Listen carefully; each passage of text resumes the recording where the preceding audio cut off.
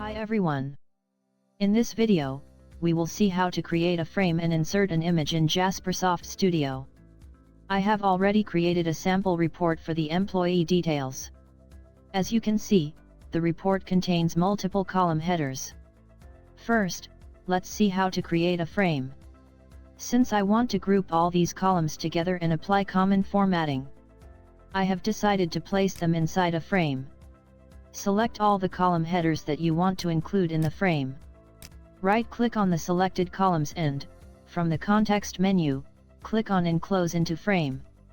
Now you can see that all the selected column headers are placed inside a frame.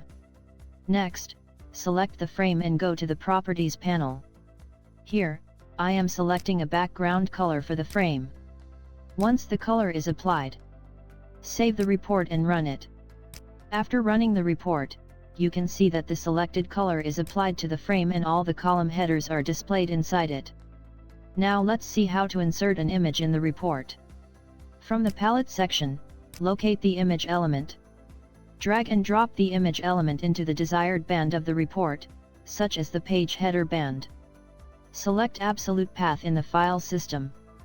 Browse and select the image file that you want to display in the report.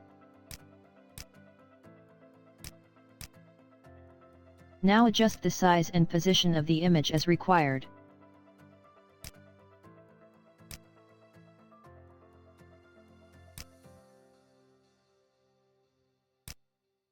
Save the report and run it again.